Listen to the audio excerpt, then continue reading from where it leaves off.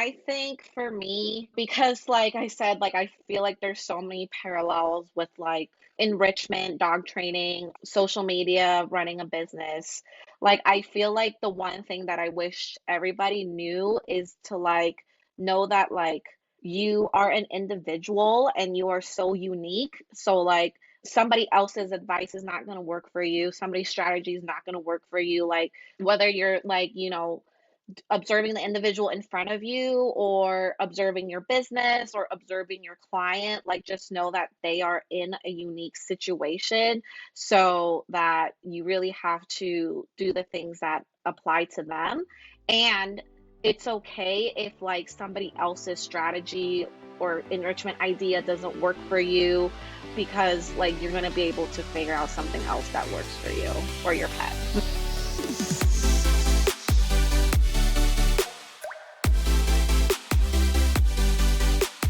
Welcome to Enrichment for the Real World, the podcast devoted to improving the quality of life of pets and their people through enrichment. We are your hosts, Allie Bender. And I'm Emily Strong. And we are here to challenge and expand your view of what enrichment is, what enrichment can be, and what enrichment can do for you and the animals in your lives. Let's get started.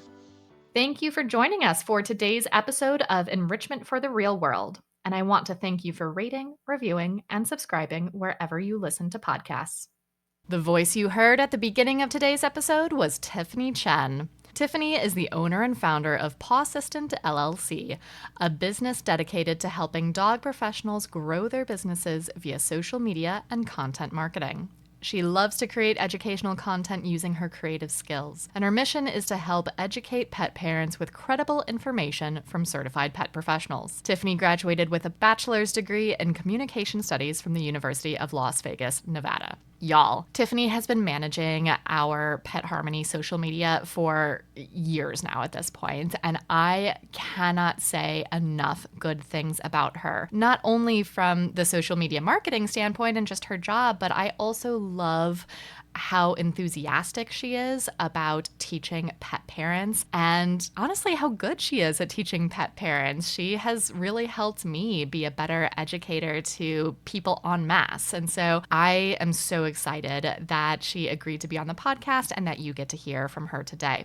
In this episode, you're going to hear Emily and Tiffany talk about why social media marketing isn't usually the best thing to try to DIY. Don't I know it? The importance of meeting our learners where they're at, how to distill complex concepts into clear and simple messages, and self-care on social media. All right, here it is today's episode, Tiffany Chen, Empathy, Education, and Efficacy in Social Media. All right. Tell us your name, your pronouns, and your pets. Hello. So my name is Tiffany. My pronouns are she, her, and I have a mixed breed dog. He's 4 years old and his name is Citric. Citric, that's so cute. I love that. All right. Tell us your story and how you got to where you are. Thanks. So I got Citric. So Citric is like my first dog ever. My first puppy, pandemic puppy, got him back in 2020. And so I was totally new to dog training, had like literally no clue about dogs or anything related to training at all. And one of the things that I was really surprised about when I got him was that like there was no like one right way to do it or something. Because I remember I would like, how do I potty train him? How do I teach him his name? And then, like any other person would do, I just went on Google to do that. And I found like so much conflicting information. And then at the same time, I had my friends, my families, my colleagues, like they were all giving me like all really just mixed up conflicting information. And I remember being like, who am I supposed to talk to? Like, who am I supposed to listen to know what is like the right thing to do here? And I think I came across like an article that talked about like positive reinforcement, using treats, being kind, and that really like resonated with me. And I was like, yes, like this is exactly like what I want to do because I want my dog to be my best friend. Like I really want us to have like this really close relationship. Like that's why I got a puppy in the first place. And so glad I found that article. So then I went to like YouTube, I think, too, and I went down like a really deep like rabbit hole of like all of the things that like was related to positive reinforcement, all the tricks that I could teach, what treats to use, like just everything related to that. And so that's how I kind of like started training my puppy. And eventually I decided like, oh, I'm gonna start like an Instagram page to like document our journey together to like show everybody like how cool this puppy is. And I eventually found like other positive reinforcement trainers, which was like really cool because at that time I was low key kind of like embarrassed to use positive reinforcement and to like train with treats because nobody I knew did it, right? Like everybody was like, "Oh, you got to punish the puppy. You got to like I don't know, like rub his nose into his pee and like you shouldn't use treats cuz it'll spoil him." And like so I like never wanted anybody to know that I was like using treats to train him. So like I remember I would like be so embarrassed to wear a treat pouch. I would like stuff all the treats into like my hoodie pocket and like secretly like deliver it to him. I was just like I didn't want anybody to see cuz I was like, man, nobody understands. Like I feel like just yeah, nobody gets it. So then when I started finding all of these like positive reinforcement trainers on Instagram and they're talking about like, yeah, use treats, use food, and like let's normalize treat pouches and all of this stuff. I felt so seen. I felt like, oh my gosh, I found my people. Like, I'm not the only person who doesn't want to punish my puppy. I'm not the only person who wants to use treats and build this relationship with my puppy. Like, there's a whole community of people online. Like, it's so cool. So, like, I think after like a couple months at that time, I was feeling really like unsatisfied at my corporate job. And I was like, had it this feeling inside of me where I'm like, I'm meant to do something bigger, meant to do something more fulfilling. And so I'm like exploring what are the options here. I found like a virtual assistance course online to do just to like maybe like learn about what are the some of the things I can do to like maybe start my own business.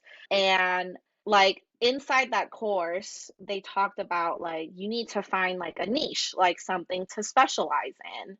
And like I'm like positive reinforcement dog training businesses, like right off the bat I'm like, oh my gosh, this is like exactly what I want to specialize in. And then so like I think I was scared again to do that because I'm like, I don't know if there's a lot of R plus traders or not. Should I just do like dog training? But I don't want to just do dog training. And then after like talking to somebody like a branding strategist or something, they were like, no, you should totally do like what your gut is telling you. So then I was like, okay, I'm gonna try to give this a go, give Persistent a go. And then, so then at the same time, when that was all happening, one of my friends that I met like on Instagram, she was like, "Oh, I just became a certified dog trainer." And so I was like, "Hey, like, would you be okay if I gave you some like an Instagram strategy, some branding tips, and see like how it does for you? And if it's good, let me know. Maybe write me a testimonial, and then like let me know if you think I should start this business for sure or not." So after we did all that, like the next day she came back and she was like, Tiff, you should definitely start your business. Like, this is so helpful. And then, like, 1 month later, she tells me that, like, she used my strategies and tips and then she got, like, booked out with, like, an online class. And she's like, she was also new in her business. So I was like, oh my gosh, like, this is incredible. And then like now that I'm like thinking back on it, I'm like I feel like all of those pieces just like came together at the right time. So that's when I was like, okay, I'm gonna try to start doing this just as like a weekend hobby. And then I think maybe 6 months after I started that, I got enough like clients where I was able to quit my corporate job, and then I've been doing Persistent like full time ever since then. I did not realize even though we've been working with you for like 2 years, right? Has it been 2 years already? Yes.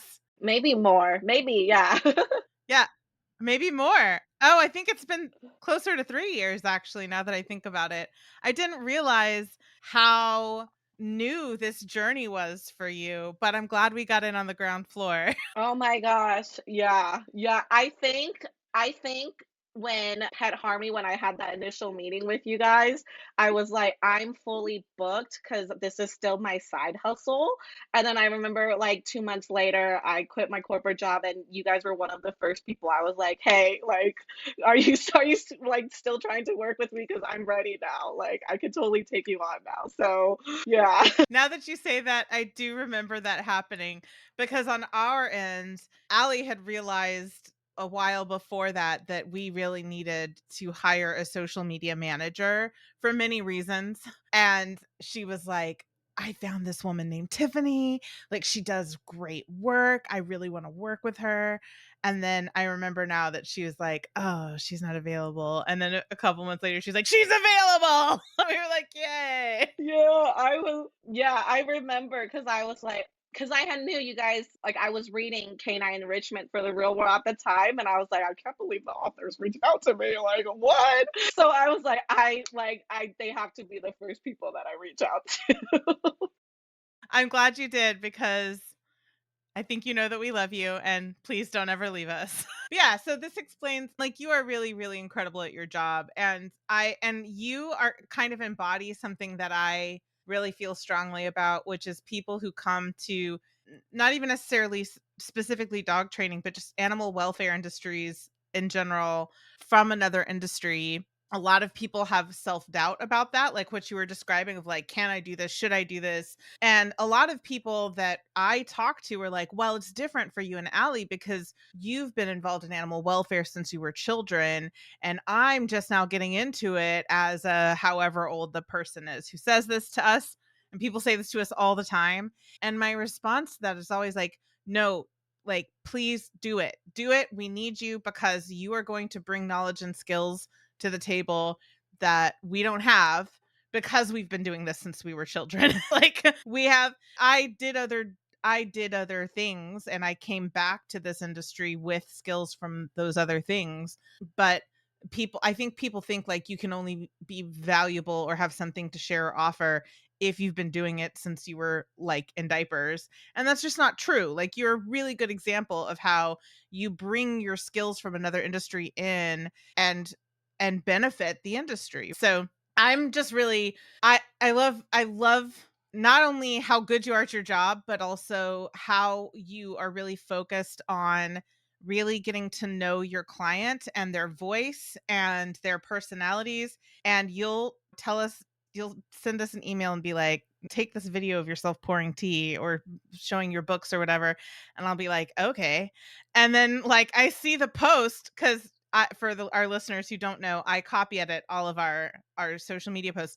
I'll see them and I'll be like, damn, Tiffany, like you get us, like you get us, like us, you are very good at representing our voices, which is not necessarily a given with social media marketing in general. So you are really really good. I think a lot of people think they can just DIY, but for most folks that's actually a terrible idea. And it was certainly a terrible idea for us because I hated it.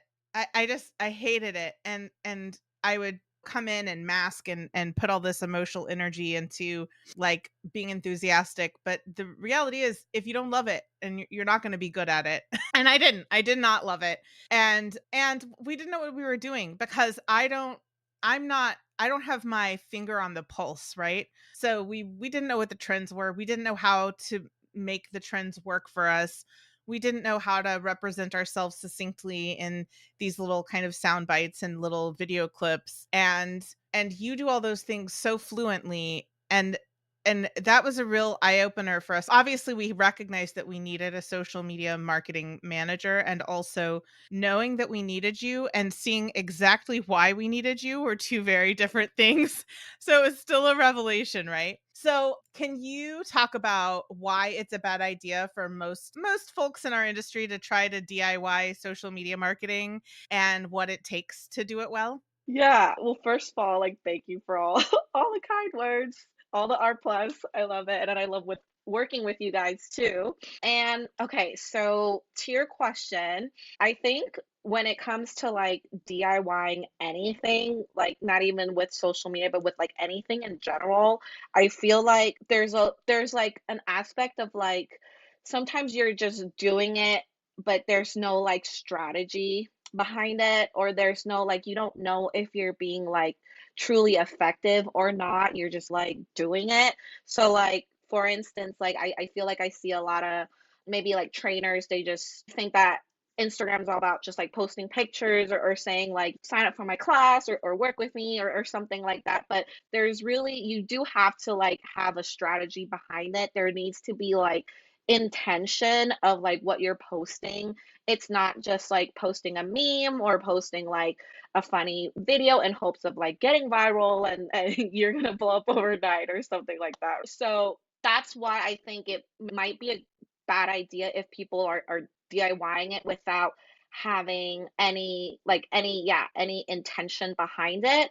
You know, and I also like have to remember like there is a lot of like maybe newbie dog trainers who are hoping to do this and they don't have the budget to hire someone, so they do have to DIY. And then that's when I still think that it's always good to try to invest into like learning about it before you just go and like waste all your time doing it, whether if it's like investing in speaking with a consultant or like investing into like a coaching call or maybe like a course or something, just so you have an idea of what you're doing. I feel like a lot of people see Instagram and they're just like, oh, I just have to post pictures, and it's really it's really not that simple sometimes, right? So your other question is what does it take to do it? And for me, I always think about doing things when I'm creating posts and whatnot. I'm always thinking about it from like the consumer point of view. How do I personally like to consume content? What is it? What are the types of posts that I like to see on the internet? What things resonate with me? And so I think a lot of people like that's a good tip for people who are maybe trying to DIY is like try to really think about what it is that resonates with you, because if you're making a post and you think that like and you see it and you're like, "Oh, I don't think that I would read this whole thing," then maybe somebody else won't. So that's how I always try to come from it is I always try to also bring like my pet parent perspective into it. How do I like to learn personally when I'm making content? So I love that. And also, I'm going to share my ulterior motive, which I guess isn't an ulterior motive if I just own it. But I see a lot of parallels between how you approach social media marketing and how we in general tend to approach behavior change or or just working with our animals or providing enrichment or whatever. In that, a lot of times people are like, I can do this myself. I've watched some videos on YouTube. I've read some articles. I got this. Like I know how to address this problem. And exactly what you said, like you can see what people are doing and try to mimic that and you may get somewhere with that, but if you don't understand the why of what they're doing and the strategy behind it and what they're looking for, then you're going to struggle to have as much impact and efficacy as like the person who has the strategy, knows what to look for, knows what they're paying attention to. So that's one thing that I think I see a lot of strong parallels between what you do and pet parents who are just trying to like DIY behavior change. And then the other aspect of what you said that I see a lot of parallels about is being able to put yourself in the pet parent's perspective and say, if I were in their shoes, what would resonate with me? What would help me? What would support me? Instead of thinking of it from the perspective of what am I trying to sell or what am I trying to get people to do or how am I trying to get people to care about me? The answer is learner centered focus. Like focus on what your learners need and what they want and what they resonate with and what they're going to get out of it. And I think that's very, very true for not just when we work with animals and thinking about what does our animal need and what support do they need and what are they getting out of this and what is their experience, but also when we work with clients, what do our clients need and what support do our clients need and what will they resonate with. So I think what makes you good at your job includes some universal skills that have broad applicability to pet parents and pet professionals alike. And I just really wanted to point that out because it's not nobody's a magician that just has these like intrinsic magical qualities. You have skill sets that other people can learn from and benefit from, even if they're not social media. No, yeah, I love that. And I honestly, being in this role, I'm always feeling like there's so many parallels between like the dog training world, social media marketing, running a business, and then like pet parent life. I'm always like, oh my gosh, like all of these skills, like they all overlap. It's just life skills in general. It really is. It really is. There are like universal skills that can be applied in many, many aspects of our life, possibly every aspect of our life, but I hesitate to speak in absolutes. But yeah, there's just so much, like you said, like life skill that is applicable in so many places. And when we can shift our mindset and acquire those skills, it helps us in lots of different arenas. So let's talk about the additional complications of running social media for animal welfare and behavior fields, because social media is fueled by sound bites and pithy little quotes and memes. And all of that is dangerous territory when we're talking about behavioral health, since behavioral health and behavior in general is so complex and there's such complicated systems, and there's always a risk of overstating or oversimplifying to the point that we can actually cause harm. And that's actually one of the reasons that I really hated doing social media before we hired you, because and I guess it's also one of the reasons that I really sucked at it, because let's be real, brevity is not my strong suit. But one of the things that very quickly made me join Team Tiffany and was like immediately fangirling over you was your ability for me to like info dump at you and being like, these are the things that I want to say.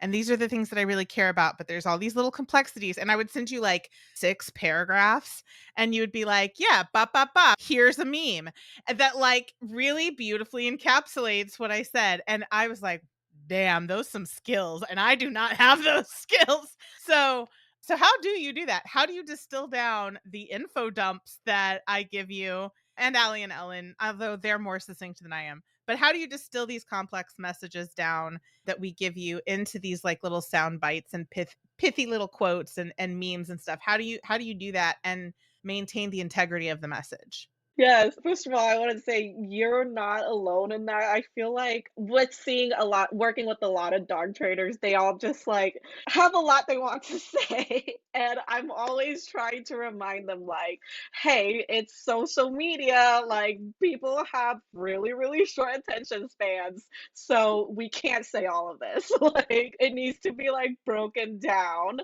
So yeah, you're not alone there. And a lot of people are like, well, how can I break down these complex messages? So I think it does take a lot of like experience and practice. I probably, if I look back at like our older posts, I probably wasn't doing as good of a job back then when I first started. But for me, again, like I always try to bring into like my pet parent perspective and the consumer perspective. And like I know for one that I low key have a really short attention span when I'm scrolling on social media. So like if it's too long to read and I'm not like 100% into the topic, I probably will just scroll that over. And one of my goals as like social media manager is like I want to make sure that like I'm enticing people but also not overwhelming them. I think that's a big one for me. I'm like, I don't want this to sound super complicated where nobody's going to understand it. And then I'm always trying to speak in layman's terms in a way because I think, in the dog trainer world, we have a problem with being like too technical sometimes, even if it doesn't sound technical to us, like for instance, like enrichment can sound really technical. Like I remember talking to like some of my friends about it and they're like, "Oh, what is that?" Like they don't understand enrichment. They don't understand the terms like positive reinforcement. So I always keep that in the back of my mind is like, would the average like pet parent know this? Like, would my friend know this who has no knowledge of dog training? So I always think about that when I'm making content. And then I'm also, when it comes to like breaking down the like complex like messages about like behavior change and stuff like that, also like I'll also like throw in like disclaimers in there just to like tell them straight up like, hey, this is a really like complex subject and I cannot talk about everything in one post. So if you have any questions, like let me know.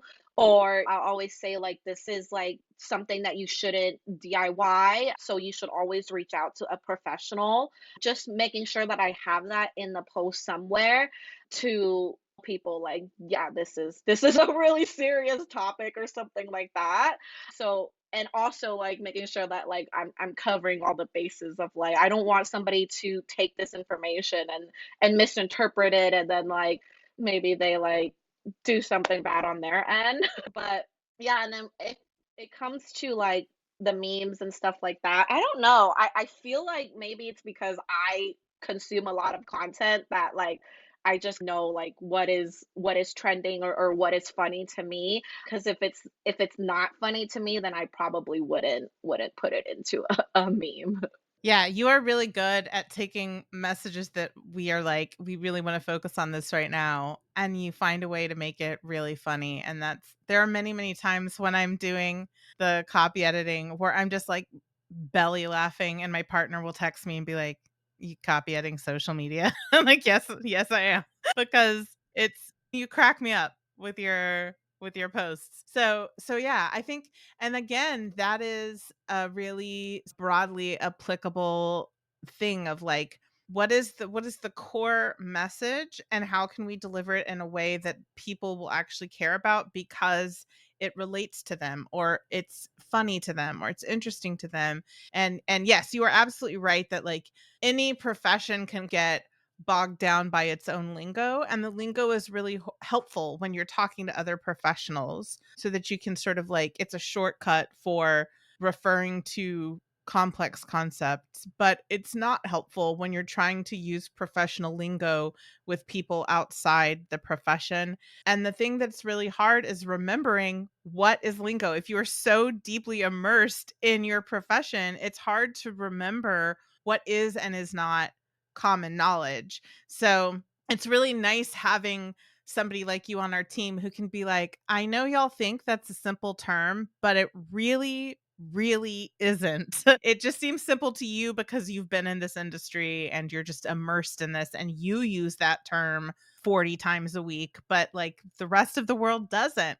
And that is so helpful to remind us, like, to meet our learners where they're at and to use language that makes sense to them and resonates with them, because a lot of times I think we can be unintentionally obtuse, and that doesn't land with the people we're trying to connect with. So that's a really helpful reminder to be aware of where our learner is and meeting them there where they are, not where we want to take them. So I appreciate you. Yeah. No, I really like how you said that because it really is trying to meet the learner in their journey and like I'm always like picturing like if I'm making posts for social media, I'm always picturing like what if it's like the average person who doesn't know anything and they're trying to learn. And then that's also a good tip for the pet professionals listening is like if you're making social media posts, always try to think about like the person that you're trying to speak to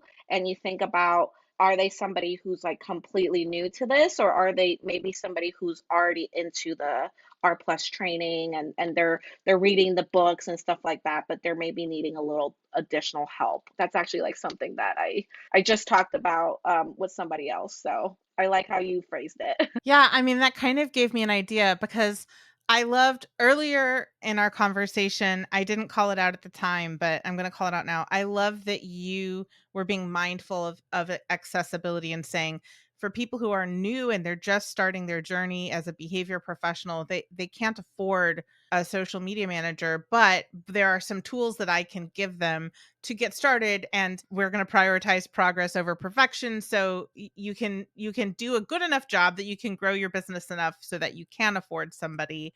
But I love this kind of ongoing theme in your awareness of accessibility, and just remembering that, like, we have you to tell us, like, y'all sit down, you're speaking over your audience's heads. And so that is actually another good, like, maybe DIY tip is if you don't have a Tiffany in your life, then, like, grab a friend or a family member and show them your posts before you post them and be like, does this make sense to you? Do you know what I'm saying? Does it resonate with you? Does it land? So you can find somebody in your life who isn't deeply immersed in the lingo of our profession and kind of test run your posts by them, or even not even just host, like handouts, training plans, like everything that you create, run it by a layperson in your life so that they can help you be aware of the ways in which you may be lost in your own lingo, right? That is such a good tip. And I actually I do ask my partner sometimes. I'm like asking him to help me double check my work because sometimes I feel like the more I do this, the more I'm starting to be like really deep into the industry, and I might even like get caught up on that mistake of being too technical. So Yeah, it's funny because so way back at the beginning when we first started this podcast, we had on a friend, mentor, colleague of mine, Eddie Fernandez, and he used the term contingency. If I had not just had a conversation with a friend who did not know what contingency meant, and I had to define it for them, I would not even have clocked that as something that we needed to pause and define. And because I just had that conversation with my friend the day before I interviewed Eddie, when Eddie used that conversation, I was like, "Hey, this is a $60 word." And you could see the surprise on his face, and he was like, "Oh, well then I'm about to use a $6,000 word." And it's not because he's a snob who likes talking down to people. It's because he's so immersed in his field and what he does that he forgets what is and isn't called common knowledge, like we all do. But that just really stuck out to me because I use the word contingency all the time. And so I also forgot that that was not a word that everybody knows. And I honestly would not have been able to ask Eddie to pause and define if I hadn't just had that conversation with a friend. So we're all steeped in our bubble, right? And it helps to have a friend or family member outside the bubble to be like, "Hey, does this make sense outside of my bubble?" I don't know. I need an objective perspective. yeah, for sure. Cause you just like, cause when you're in it, you're just in it and it's hard to see. Yeah, yeah, absolutely. Okay, well, I love that, and thank you for being that gentle reminder in our life to do that. One of the other reasons that I hated doing our social media before we hired you is because, let's be real, the internet is toxic AF, and I have a very low threshold of tolerance for the catastrophizing that happens on the internet and bad faith comments, by which I mean, because again, this is a good example of constantly steeped in talking about good faith, bad faith. So I'll define a good faith conversation is one where we're approaching with curiosity and a genuine desire to understand each other's perspective and a willingness to change our beliefs based on new information we receive. A bad faith conversation is the absence of those things, not curious, not interested in really understanding, not interested in changing opinions or beliefs. So I can now define that because we just had that conversation to remind me. So yeah, I struggle being patient, and I'm working on it in therapy. I realize this is a me issue, but I struggle having patience for catastrophizing and bad faith comments and the kind of like casual cruelty that just is so rampant on the internet. And when we are a recipient of those things, you're so great about bringing them to us and being like, "Hey team, how do we want to handle this?" I really love that. And also you're even better at taking my entirely blunt replies and then turning them into reasonable responses when a response is necessary, because we have deemed several times as a group that, like, don't feed the trolls. a response is not going to serve anybody in this situation. So there are also times when we as a team agree that no response is the best response. But when we as a team agree that a response is a good idea, and I just give you a very blunt reply of like, here's what I would say in this situation, you do such a beautiful job of turning those into responses that would actually are helpful. So I have a two-part question for you about this topic. First is, how do you do that? How do you take my salt and turn it into sugar? It's alchemy. And it's so funny because you guys are so, like, good at letting me know how you're feeling too, and I love how we're just, like, communicating that, like, "Hey, like, I'm not like, my threshold is not super good right now," or something like that, but I think maybe it is because I am, like, that 3rd person or, like, that middleman, so, like, I'm like, "Okay, I'm just going to try to, like, take the pieces and try to keep it as neutral as possible," because I also don't want further disagreements or anything like that. And then the same time I'm always thinking about how, yeah, there's a lot of like people who might not be kind on the internet, but I've realized that most of the time it's like more about how they personally feel about something instead of like the information that we're sharing. If we truly feel like the information that we're sharing is maybe like, I don't know, harmful or something, which is like really not, like, never really happens. But if it's like misinterpreted or we're miscommunicating about something, and I feel like we'll always own up to that. We'll always like own up to our mistakes and say, like, hey, we're going to take down the post, or hey, we didn't mean to say it this way. But when it comes to like dealing with the negative comments, yeah, always try to come from a place of like kindness, and also knowing that like maybe this person really just doesn't know any better. Maybe they're having a bad day. Just putting myself in their shoes and really like giving them the benefit of the doubt. And also like there are people unfortunately out there who are mean for no reason. And then that's something that I learned from you, Emily, is like, does that even do they even need a response? Like maybe they just want to leave this comment, and they don't even are not even open to conversation. And sometimes you can really like just tell right away, and then sometimes we'll just like not even deal with it. Yeah, I think you brought up several good things, and one is differentiating between being open to feedback, even if that feedback isn't delivered in a pleasant way, versus recognizing when it's not actually feedback. So there have been times when we have posted something that needed a qualifier, like here's a this is a quote from an episode, and also you really need to listen to the episode because it's going to provide context for this quote. However, we see that people are upset about it because they haven't listened to the episode yet and taken out of context. I can see how this would make you feel this way. So even though the feedback was not delivered in a pleasant way, the feedback was valid in that we needed to provide more context for the quote. Or there's a time when people were like, "Oh, this could cause harm." And it's like, well, I think everybody in animal welfare could stand to learn about risk assessment. So like that's not on us. That like risk assessment is a skill that like in general our community needs to learn.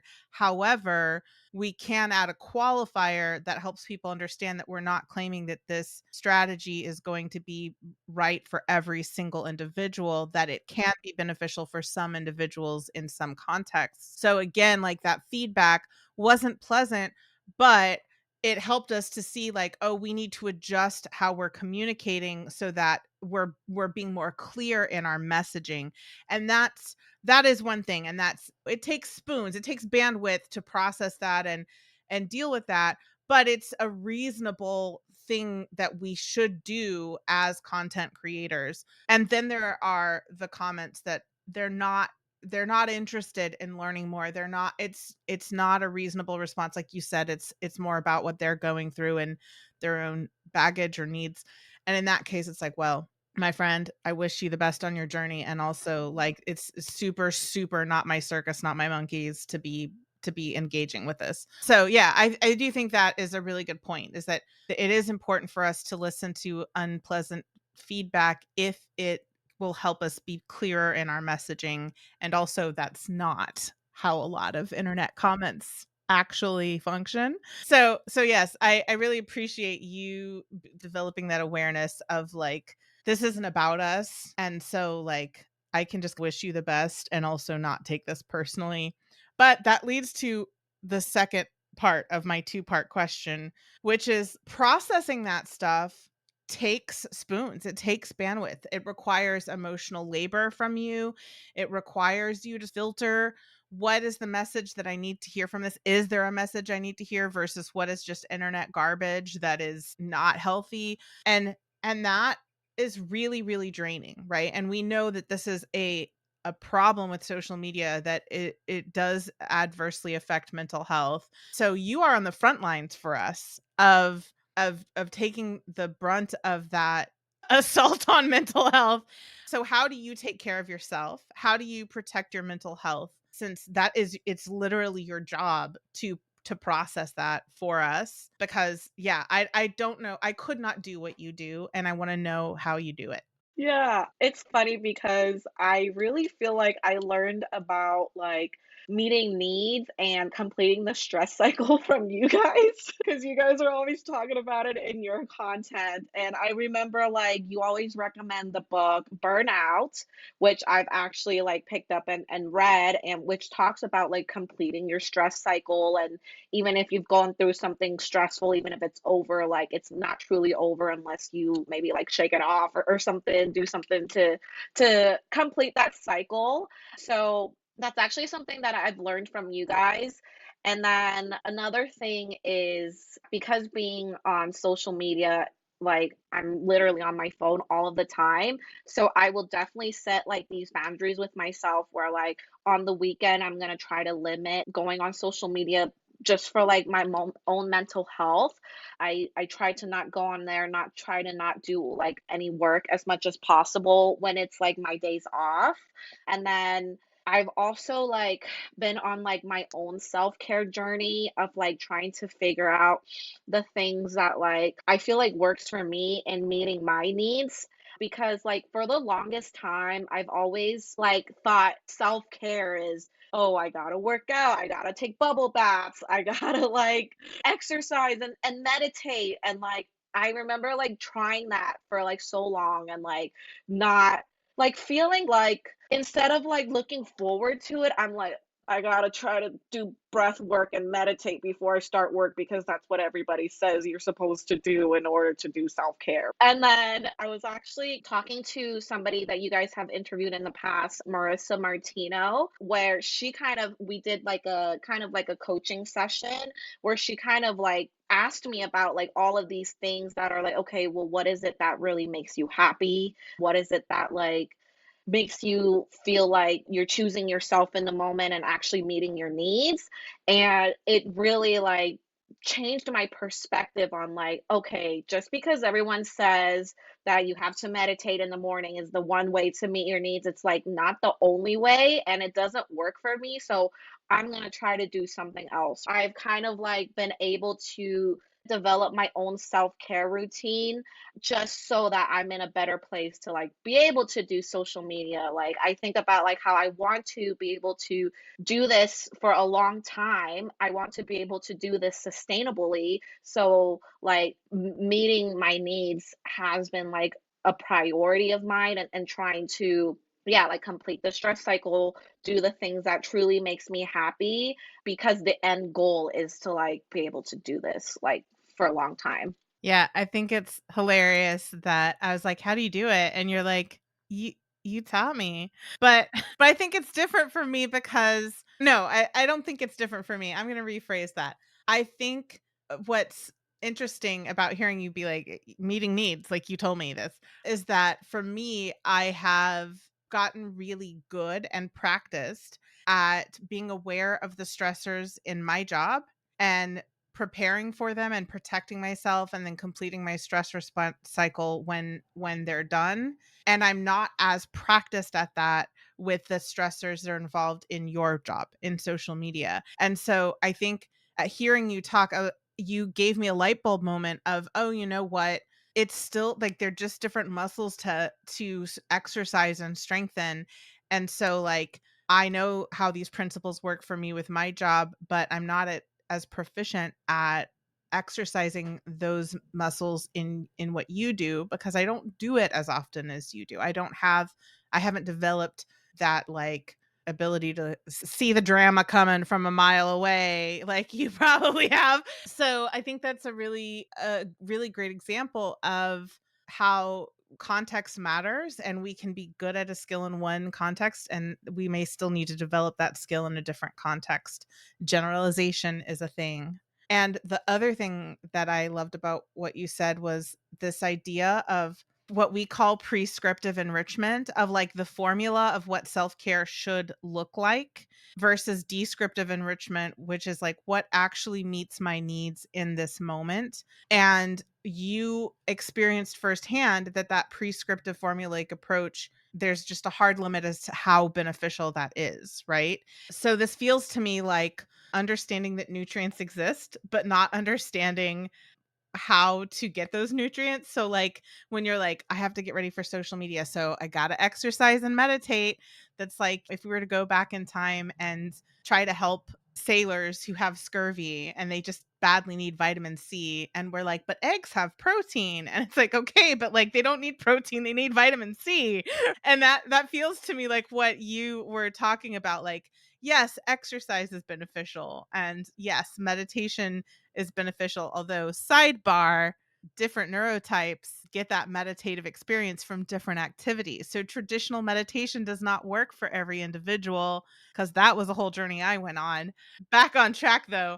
Yes, those things are healthy and beneficial. And also, those may not be the things that you need in the moment to prepare yourself for braving social media or to recover from interacting on social media. So I loved to hear your experience because like yes, of course that makes sense that like prescriptive self-care is not going to help you as much as like really identifying what do you need in this moment and what activities can you do to meet that need. All right, at the end of every episode, I like to ask people the same set of questions. And the first one is, what are our observable goals and actionable items that people can take away from this discussion?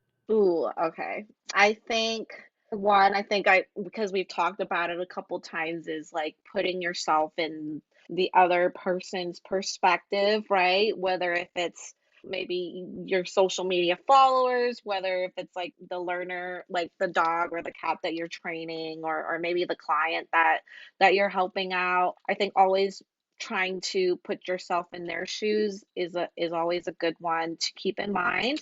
And then the second one is, I really liked how you said it, is just meeting the learner where they are at in their journey. And that applies to literally everything, whether if it's your followers, the cat or dog you're training, or your clients. Yes. Okay. I love that. All right. So the next question is, what is one thing you wish people knew about either this topic, your profession, or enrichment? Your choice. I think for me, because like I said, like I feel like there's so many parallels with like enrichment, dog training, social media, running a business.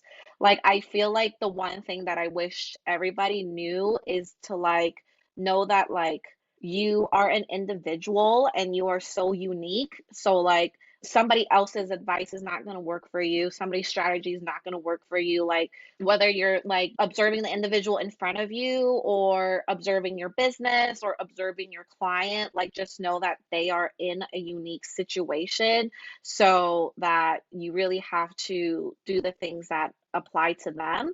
And it's okay if like somebody else's strategy or enrichment idea doesn't work for you, because like you're going to be able to figure out something else that works for you or your pet. Yes, I love that so much because yes, we see so many people be like, "Well, I tried that and it didn't work, and I've tried everything," and they just feel shame or they're beating themselves up or they're exhausted, and it's like you don't have to, or like a keeping up with the Jones mentality of like, I have to do this because so and so did it and it was effective for them, and it's like cut yourself some slack. Life is hard enough. Like if it doesn't serve you, it doesn't serve you. Yeah. Thank you for saying that. I love that one. What is one thing you'd love to see improved in your field?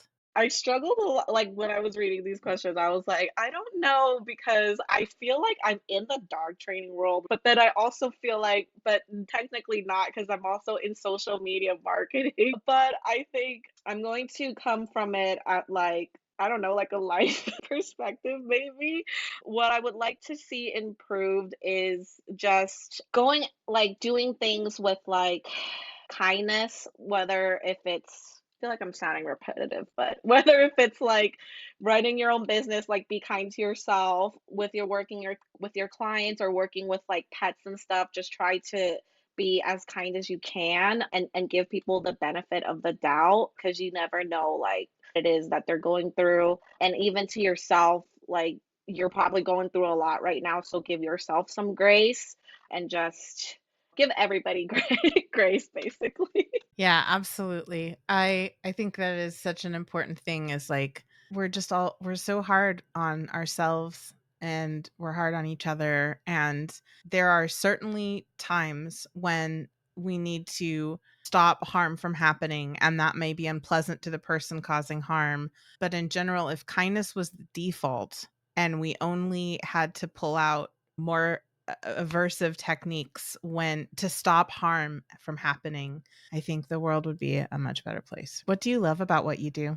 Oh my gosh, I really love what I do. I was telling, my partner, like, literally this morning, I was like, "I feel like I've always been meant to do this." Like, just being, like, an entrepreneur, but also, like, making content and working with clients. I feel like there's, like, something a part of me that's always meant to do this. So, like, I really love being able to create content for dog trainers and helping, like, spread information and educate the public about positive reinforcement training and dog behavior and stuff like that because it has really changed my life. Like I saw a couple of social media posts and then now I'm like doing a whole business like for social media for dog trainers. So that's one thing. And then I also really love like working with my clients like you guys are like a good team of like genuinely really good people who wants to make the world a better place and like could say the same for like all of my clients. They all want to like do their part in making the world a better place for pets and their people and that's like exactly like what I believe in. So I think it's just really cool to be able to work with people who share like the same values as you. Yes. I agree with that wholeheartedly. I regularly think like I did it. I got to the place where I'm working my dream job and I have a dream team and like we're in so much alignment and we get along and there's just no drama and like I did it. So I feel those feels deep down in my soul. What are you currently working on? If people want to work more with or learn from you, where can they find you? Yeah, so I'm really active on Instagram. It's at Persistent. And so that's generally where you can find me and contact me. I'm currently working on, so I just finished like doing like a master class on teaching dog trainers how they can figure out what types of topics are strategic for their business to post about. And I really liked it. I had a lot of fun doing it. So I think I'm going to try to work on more live master classes because it was a really fun time to kind of like do it live and bond with the people that were taking the class.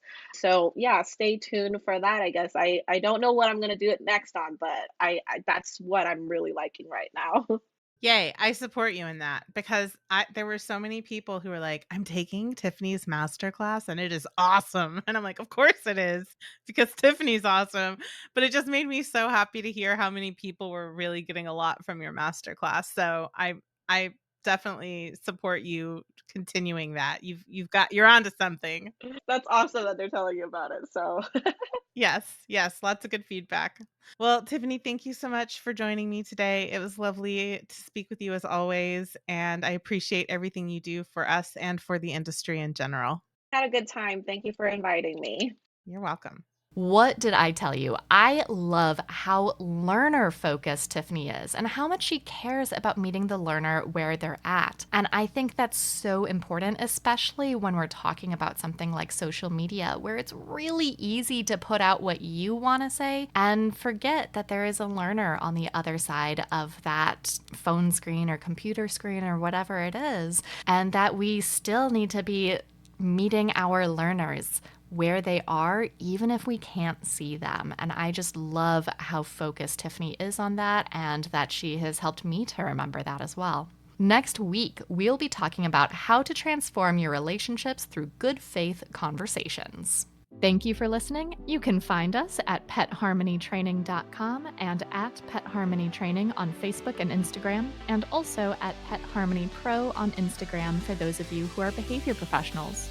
As always, links to everything we discussed in this episode are in the show notes, and a reminder to please rate, review, and subscribe wherever you listen to podcasts. A special thank you to Ellen Yoakum for editing this episode. Our intro music is from Penguin Music on Pixabay. Thank you for listening, and happy training!